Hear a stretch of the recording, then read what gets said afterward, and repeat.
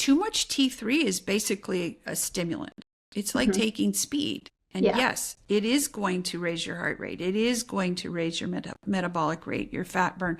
I mean, that's why Graves' disease people get skinny and are jittery and can't stop talking. It's because they're basically overdosed on thyroid medicine. And so it's really, really important if you're going to take T3 that you watch the levels of T3. I can't give somebody a thyroid hormone and not check their levels. Hi, I'm Dr. Monica Jauregui, and welcome to Truly Healthy MD. I have one question for you. What's really behind the way you feel? As a functional medicine doctor, I'm passionate about helping you uncover the hidden causes of your health concerns and finally connecting the dots.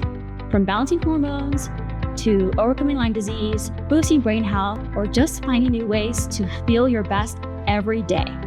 This podcast is packed with insights and strategies to help you take control of your health and live fully.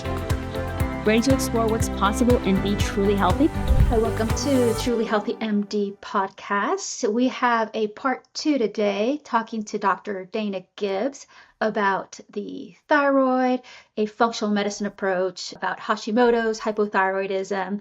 We had such a great discussion in the first conversation.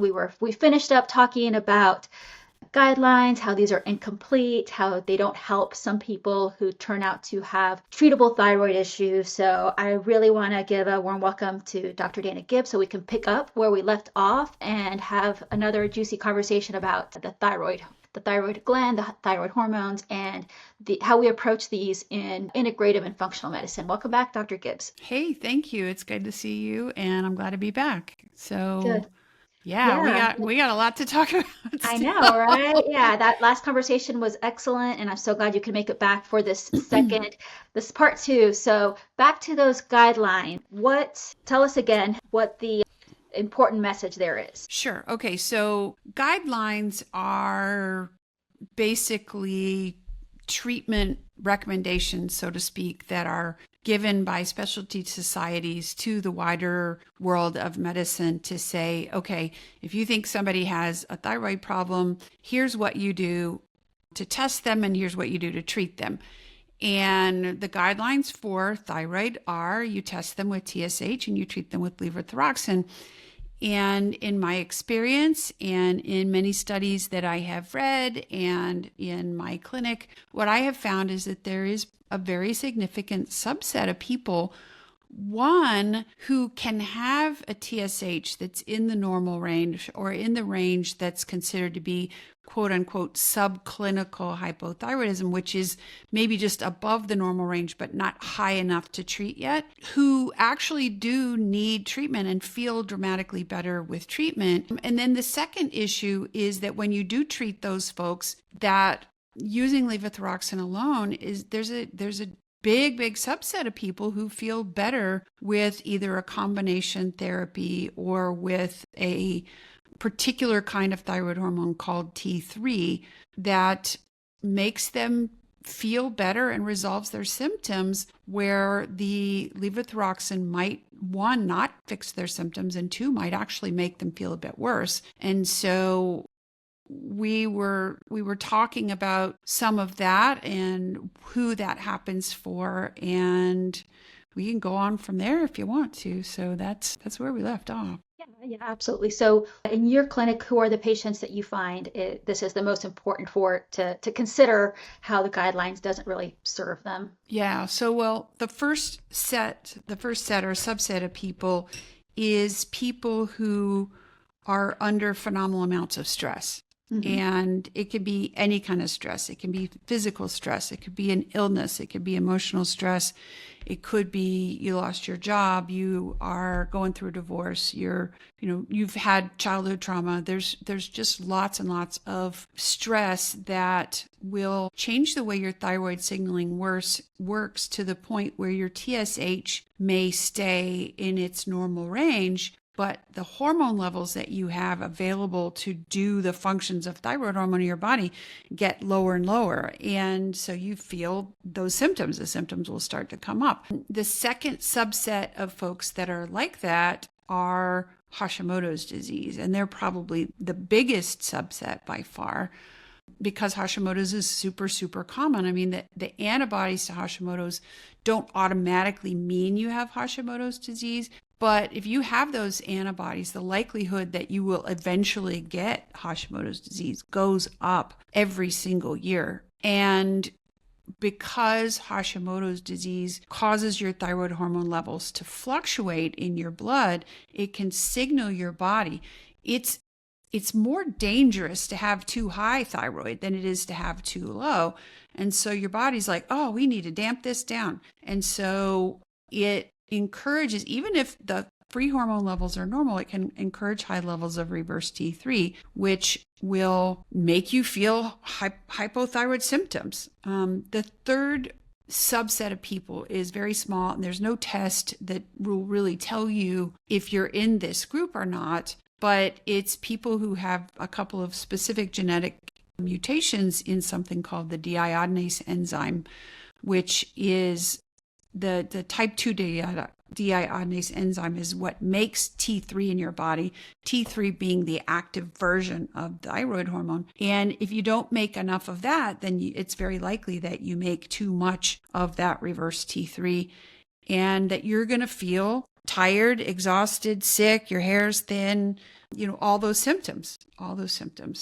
And so that does not, it doesn't encompass, the guidelines don't encompass how do you test those folks and how do you treat them. So that's where I thought we might go next with this, as far as what folks ought to be considering, because this is something that's fairly unique to what I do. I think there are even a good number of functional medicine doctors who don't know this particular thing about how you can use the reverse T3 test to actually guide your treatment. All the reading that I've done in functional medicine literature, it's like, okay, yes, high reverse T3 is a signal that things are not going well in your body, whether it's inflammation or some kind of illness or a viral illness or, a toxicity or something like that. But they don't talk about how to use that T3 number to guide your treatment. So I thought I would just tell you that, because it's one of the things that I do that's just a little bit different than almost everybody else I've talked to. If you like this discussion, please hit the subscribe button and consider leaving us a review. It really helps people find us, and we truly appreciate your support. That's very useful, because I know that sometimes people can have labs that all say they're in with normal range, but you really have to plug that into a formula. Is that correct? Yeah, it's not one formula. It's kind of like an overall gestalt. It's like every single lab that you get needs to be in its ideal slot. And if it is, then you're doing the right thing. And if the patient is still having symptoms at that point, then it's time to dig deeper and look for other triggers. So that's very important, since, like you said, the guidelines don't really cover that at all. Yeah, no, they just say, oh, well, sorry, your TSH is fine. You're all good. Your TSH is normal. Your thyroid's normal. Go away. Take here. What happened to me? Here, take these antidepressants. You must be depressed. Yeah, very, very, very common that's kind of the next thing that's thought of when the TSH looks normal and people still have symptoms. That thyroid's completely ruled out without a little bit more digging. Without any deeper without any deeper dive into it. So I'll just start with what labs I do. So I do the TSH, because I do want that to be in a certain range, and I'd like it to be towards the lower end of the normal range.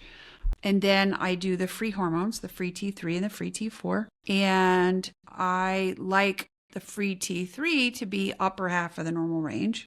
And I like did I say free T4? Sorry, free T4 to be in the lower half of the normal range, or lower quarter of the normal range even. The final two tests that I do is I use a total T3 and I use a reverse T3. And the reason you have to do that is because reverse T3 is something that's present in your body in such small amounts that there is no free reverse T3. And a lot of people don't realize that when they do a reverse T3 test, that's total reverse T3. It's more comparable to a total T3 than it is to a free T3. As a matter of fact, it's like comparing apples to bowling balls. There's really not a direct comparison of free T3 to reverse T3 without a lot of complicated calculations. And because you have a total T3 available, you don't need to do a calculation that's complex.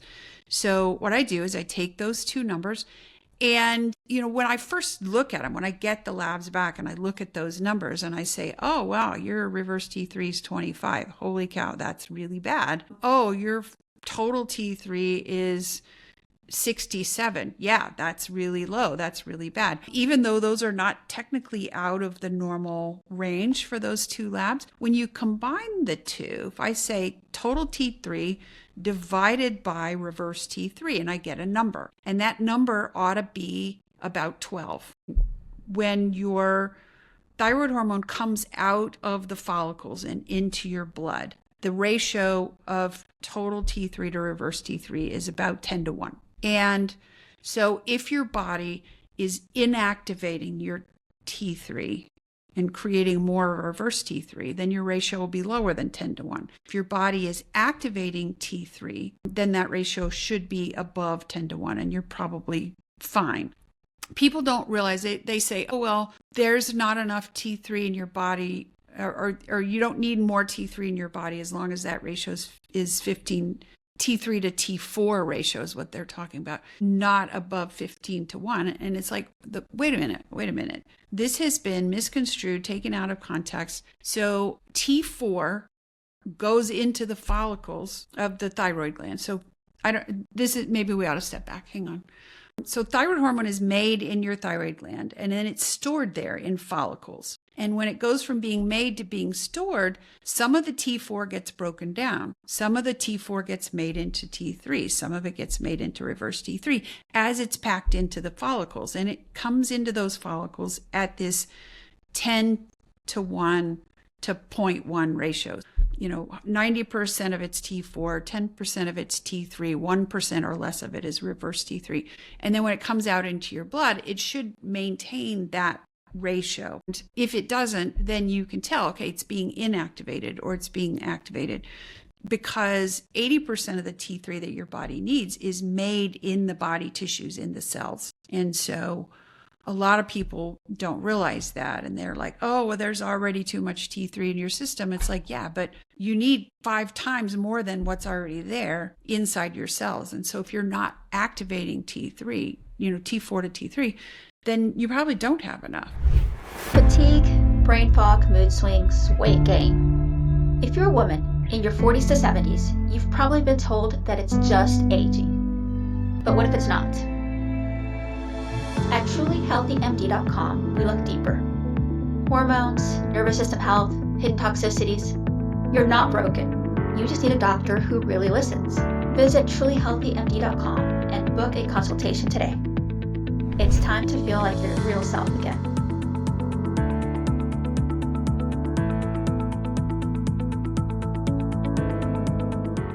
So it's one thing to measure what's in the blood, but it's another thing as far as what's actively in the tissue and is intracellular and exerting its action. Yeah. And, and unfortunately, we can't measure the activity of those enzymes except indirectly. And we can't take a tissue sample of your liver, for example, to see how much T3 you're making once the T4 gets into your liver. We can't really do that. That's not, that's something people do in research, but that is not something we can just do. So once I've got those numbers, what do I do? Well, okay. So for example, I'll just give you an example. So I saw a lady last week, and she's just very, very tired, and she's been tired for about 15 years, and she's had her TSH checked, a dozen times probably, and never told anything's wrong with your thyroid. But last year she found out she has thyroid nodules. Oh my gosh, maybe it's a tumor, maybe it's cancer, blah, blah, blah. So they did the whole workup. They did the needle test. They said, okay, this is lymphocytic thyroiditis, which is another name for Hashimoto's disease. And they did the TSH test, and it was still fine, but they did her antibody test, and it's positive. It wasn't giant positive, but it was positive. I pay less attention to, once I know that antibody test is positive, I pay a bit less attention to it if it's in the low, mid-ish kind of range, because it's like, okay, this lady's probably had Hashimoto's disease for 17 years. Getting her antibodies down may be something that is important to her. But what's important to me is fixing her symptoms that she has right now. And so I get my labs, I get my total T3 and my reverse T3, and I get her free T3 and I get her free T4, and I look at them and I'm like, okay, her free T4 is 1.3, 1.2. That's a pretty good number. That's not in that high range, but she's not on any medicine. When the free T4 being high is important is when somebody's already on thyroid medicine. And so that's something to keep in mind for later. Her free T3 was 2.7. That's pretty low for somebody who just woke up in the morning and has to get through their day, and they're in the bottom half of the normal range. But the most telling thing for me was her total T3 divided by reverse T3 ratio is 6.1, half of what it ought to be, half of it. So that means her body is inactivating her T4 to reverse T3 rather than activating it to T3. And so when she comes back for me to treat her, I will be offering her a dose of a T3 containing medication to try to get her energy level up. Yeah. So important to look at all those numbers. And I'm sure that patients are very grateful when you can give them those answers, especially it sounds like people who have been very symptomatic for a long time before they get these answers. Yeah. So, in some situations. It's really true. And I, having been there myself, and we talked about this last time, having been there myself and had the thoughts, when you're told over and over again, oh, nothing's wrong, everything's good, you get this idea, oh, I'm just lazy, I'm just defective. And that negative self-image just, I don't know, it poisons everything you try to do in your life. It really, really does. When you're just too tired to do everything, you're too tired to keep up with your kids, you're too tired to go on and do that high-powered job that you were inspired to do when you were 17 years old. Or you didn't even go there because you knew at 17 you were already too tired to do it. And so it can be devastating for people to think that they are defective in some way and that there's no treatment for it. It's really horrible. Yeah. And also very enlightening when they do find a physician that can explain this to them. So yeah, well, and it's really interesting because my initial, when I started on a medicine that had T3 in it, and I always had the normal TSH. So, I went to that lecture and I heard that list of symptoms and I went, holy crap, that's me. I want to try this. And I found a doctor who was willing to help me, which was great. The revelation was, holy cow, is this what normal people feel like? I didn't even know. I mean, I had accepted, I've been that way for 20 years. I had accepted that this was going to be my life. And then all of a sudden, boom, it's like, oh, I can get up in the morning. I don't have to hit the snooze 14 times. I can get through the day without feeling like I got to have a nap after lunch. And, I was already in attending when that happened to me. It was really a big thing in my life. So absolutely. It makes you really motivated to help other people. Yeah, for sure. Yeah. And something we like to work a lot in functional and integrative medicine is not just diagnosing these people, but also trying to help in the side of prevention. When a lot of people get to see us, they already have significant disease. But if somebody were to ask me, what can I do so that my child, let's say, doesn't develop Hashimoto's? Are there any tips that we can give them? Oh, yes, absolutely. And the number one and the most simple one and the cheapest one, and you're going to laugh, it's vitamin D. It's, send your kids outside to get some sunshine. If it's winter, hand them a capsule of vitamin D and make them take it. Really, because, and people don't realize this and they don't understand this. And vitamin D3 does something with immune function that we don't really fully understand yet. And the rheumatologists have come out and said, yes, vitamin D is important in preventing lupus. And they mentioned a couple of other important rheumatologic diseases that are very, very debilitating and sometimes deadly. And since Hashimoto's disease is an autoimmune disease, it's like, yeah, we want to keep people from getting this. And if you look at the studies, the farther away from the equator your place of residence is, your city, the higher the level of the higher the incidence of different autoimmune diseases. Like, there is no type 1 diabetes in cities near the equator. There is none. But in Stockholm, it's rampant. And it's just like, okay, what's the difference? Well, a lot of it is the latitude. A lot of it is the amount of sunshine people get. And if you don't naturally get your sunshine, where are you going to get your vitamin D? Well, you got to eat it. And most people do not like liver anymore. They don't eat fish liver, especially.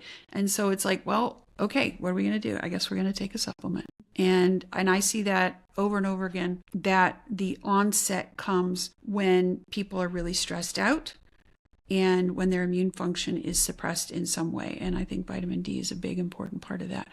I mean, the other things are to do other things that lower inflammation in your body. It has a lot to do with what you eat. It has a lot to do with basically rainbow diet, lots of fresh vegetables of all different colors. It has to do with eating healthy, lean protein and fish, and staying away from the pro-inflammatory sugar, carbs, refined foods that so many of us eat these days, and that kids just love, that kids just love. And it's just like, teach your kids to eat right from the beginning. Don't give in to I'm going to make them mac and cheese while the rest of us eat salmon and green vegetables.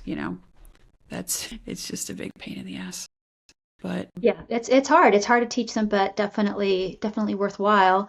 And not just Hashimoto's, but so many other things that are just rampant in this day and age. So many kids with anxiety, depression, attention deficit, so many things that we know will get better if they are able to have healthier eating habits. If they eat well. Another thing that seems to be more of an issue in women is that once you start your period, if you have very heavy periods, if you're getting anemic, or even if you're not anemic yet, but your iron levels are low and your ferritin levels are low, those can be a trigger for Hashimoto's. Low iodine is another thing that's pretty rampant in the United States. And insufficient iodine it's not a trigger for Hashimoto's. As a matter of fact, too much iodine can actually trigger Hashimoto's. And so you have to be really careful with iodine.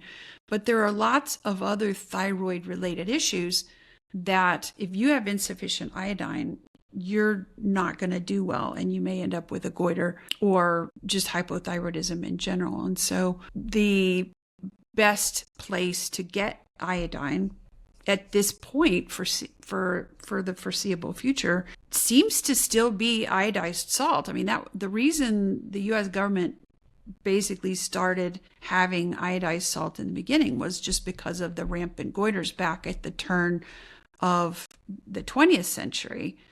And it was amazing because when they started supplementing iodine in the States, which is particularly the Midwest area, in those states where iodine was low in the soil, I mean, they said that the average IQ of the people who lived there went up some like 15 or 20 points. I mean, it was like, what? How can that be?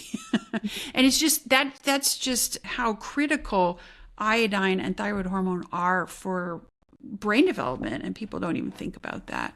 But yeah, there's a lot of prevention of Hashimoto's is just nutrition. And I know that's weird, but it really is. No, it's not weird. It definitely goes in hand with a lot of the things that we see in integrative and functional medicine. Really, the cornerstones of health just always go back to nutrition, exercise, stress management, sleep. Sleep. Sleep. Yeah, Sleep. Absolutely. As you know, it might sound kind of simple, but really, it's a complex problem to have those habits optimized, and so that we can optimize people's health, hopefully prevent diseases, and people that develop diseases, help them heal as easily as possible when we get back to these basics. Yeah, absolutely. Yep. And so you mentioned earlier that when you prescribe thyroid medicine, you will sometimes prescribe T3, which can be called liothyronine, Cytomel. I've heard that some people are intolerant to this. Is that something that you come across in your practice? Yes, actually it is. And it's not that they are intolerant to the thyroid medicine itself. I mean, now, yes, some people are allergic to the binders and the fillers that are in. I have one patient, for example, that's very, very allergic to corn. And there's cornstarch in some of the Cytomel and liothyronine pills. And so she has to have a specific manufacturer make hers because she can't take the cornstarch. But for the most part, there are three things that can make you not tolerate T3. And the number one and the simplest one to understand is the fact that people who have unrecognized low thyroid for a long, long time are generally drinking a lot of caffeine, and not getting any side effects from that caffeine because they're so sorry about that. And because their metabolism is so slow, they just don't get the effect of that caffeine. But once you give them T3 and it starts ramping their metabolism up, all of a sudden they are getting jittery. They are getting shaky. They can't sleep at night. Why is that? Well, because they are now experiencing the side effects of the caffeine. And so I always have to have people titrate down their caffeine as they titrate up their T3 containing medicine. And it's like, okay, go to half as much, go to half as much, go to half as much.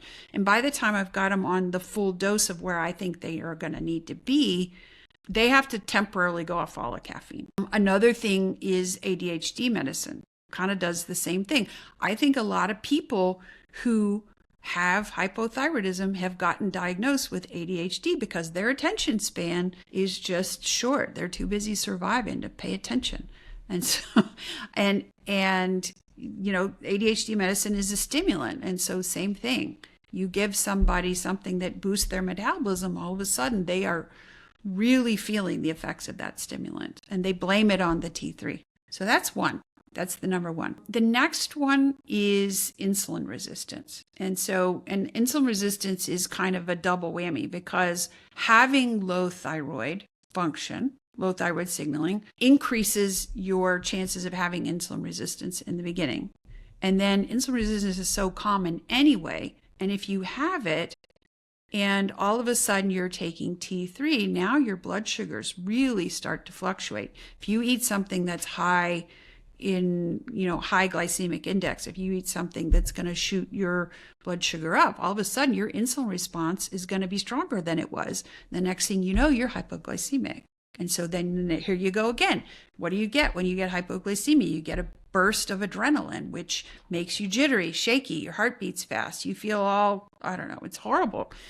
And so people blame the T3 once again. It's like, okay, you've got to really be careful with what you eat when you start taking T3, and you may have to go to a slow carb or a more low carb version of what you've been eating in order to tolerate the T3. So that's number two. And then the number three is adrenal problems. And, I'm not a proponent of the diagnosis adrenal fatigue. I'm not really sure that's completely a thing. And I know if you talk to endocrinologists, they're like, oh, that is absolutely not a thing. Yeah. But I think in general, that is a term that even those that supported it 10, 15 years ago, those people are trying to find a different terminology. I think now more like HPA axis dysfunction, things like that. Yeah, HPA axis dysfunction. So you can have two issues with HPA axis dysfunction. You can be making a lot of cortisol, or you can have made a lot of cortisol for so long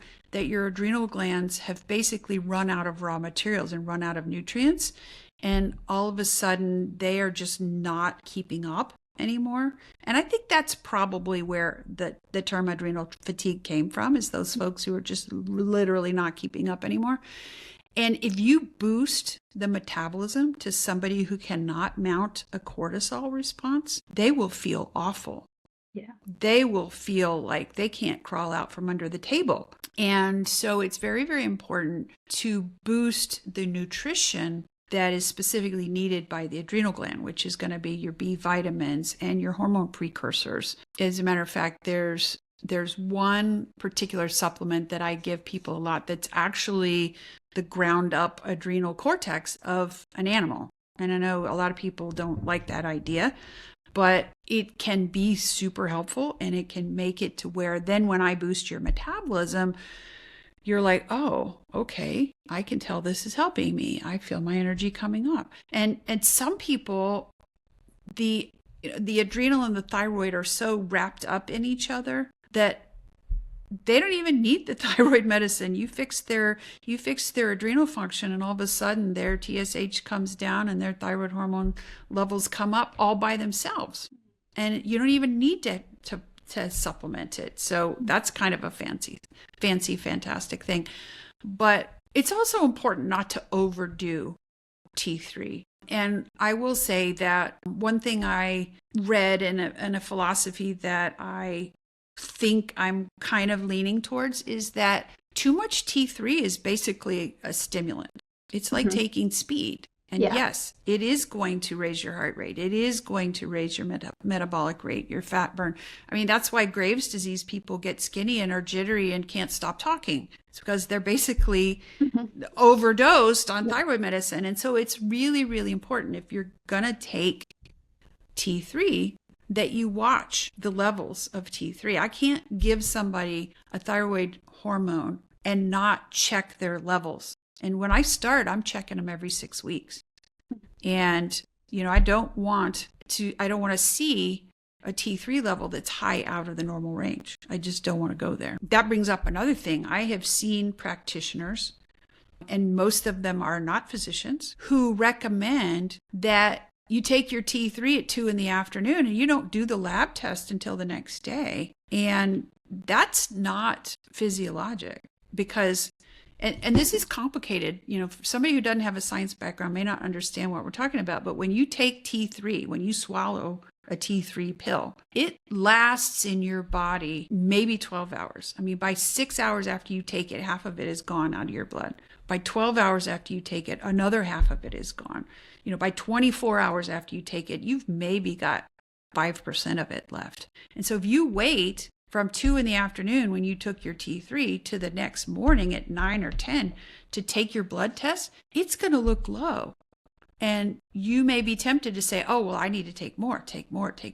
Well, I mean, the best time to check to see how much T3 you're absorbing and is getting into your system is at about that halfway point, about 6 hours after you take the medicine. And so if you see a provider or a practitioner or a thyroid nutritionist or somebody who's not even a physician recommending that you skip your thyroid dose the day before you go and get your labs because they're trying to make it look like your T3 is way lower than it really is, run away from that person, because they are completely and utterly missing with your labs the majority of the time when your T3 level is actually quite a bit higher than what they're finding on the lab.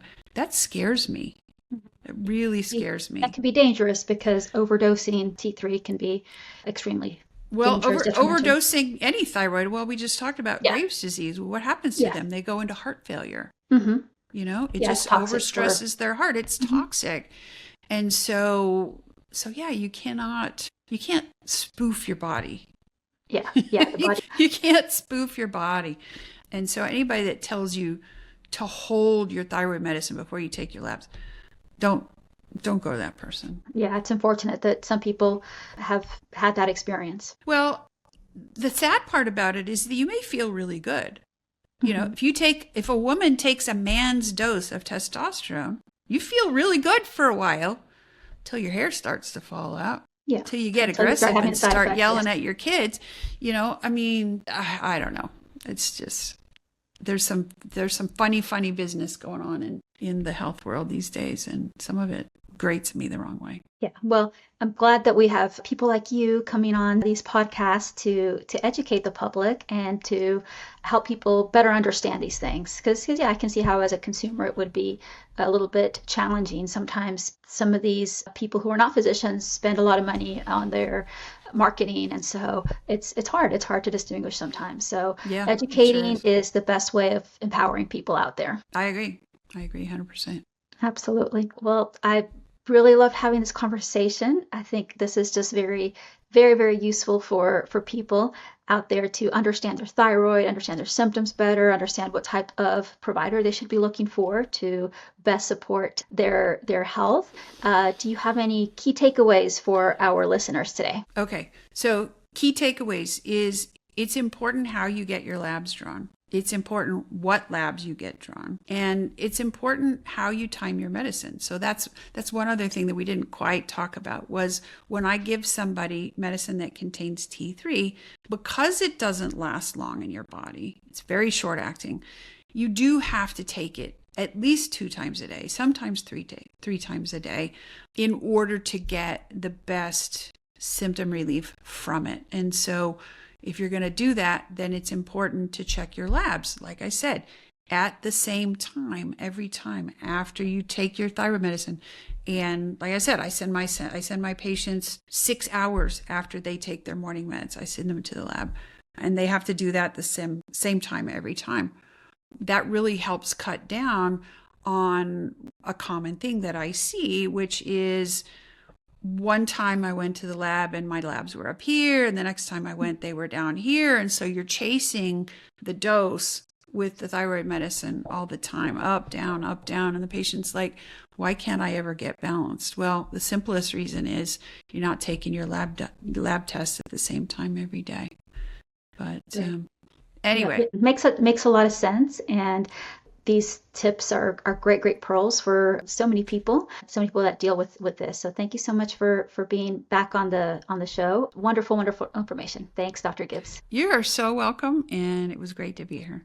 Take care. Thanks, you too. Thanks for listening to Truly Healthy MD. I'm Dr. Monica Jauregui, and I'm so glad you joined me today. Remember, your health is in your hands, and every choice, no matter how small, can move you closer to feeling your best.